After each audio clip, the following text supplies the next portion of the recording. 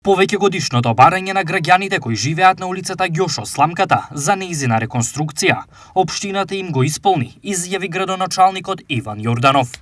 Активностите се во насока на поставување на павер елементи. Верувам дека во следните неколку денови истата ќе биде уредена и ќе биде како можност за користење од страна на жителите кои што домуваат на истата улица, но и за сите кои што ја користат со оглед на тоа што се наоѓа во централното градско подрачје. Финансиите за оваа активност се пари на општината.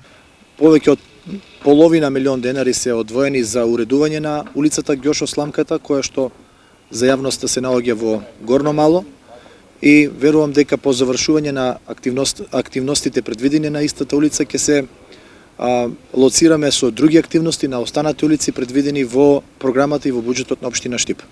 Согласно планот за реконструкција на улиците, активностите продолжуваат со несмалено темпо, но се во зависност од актуелните временски услови.